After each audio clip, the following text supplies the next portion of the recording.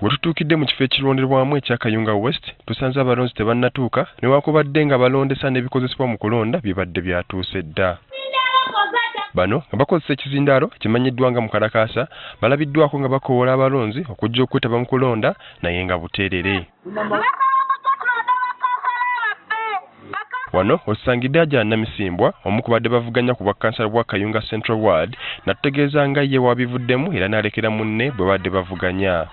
Era opponent wange we yansomedde mu manifesto ye nendaba nga yasinga yagenda okulobingira abantu okusinga omu yatamanyi n'ez'ofiiseezi asobola okutuuka ku banene abasinga neŋŋamba kamulekere atambuze ekintu ku lwa bulungi bwa NRM n'abavubuka b'e Kayunga. Okubabuuza lwaki abalonzi tebalabiseeko batuzeemu bwe bati.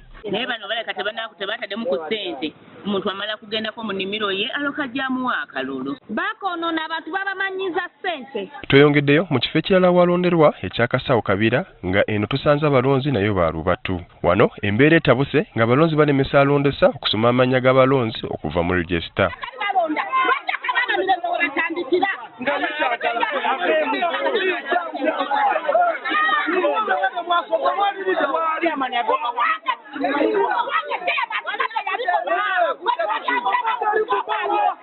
Nga wayisa akaseera ono agezezzaako kuddamu okusoma amannya mu nkalala naye ng'abalonzi bo basimbye eddennyiriri ng'ekidiridde kubadde kubabala bubazi.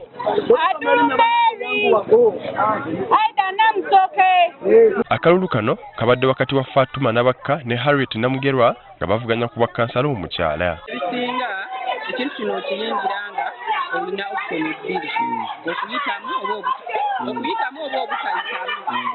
Naye nze munajja nzikiriza nga nina obumanyirivu mu mutima nja kuwangula. Mu bifo ebirala tusanze abalondesa baliko bokka ne ba agenti b'abeesimbyewo wadde nga bano badde bakyalina essuubi nti abalonzi banajja. Embakomya mukwembagani mujeka mukakupate bazisaawa ssatu. Abalonzi bakyali waka abamu bakyatereeza waka naye nga bajja kujja ne bwe batunaba tulonze nga tuli 30 anaatwalako 10 anaatwalako 2.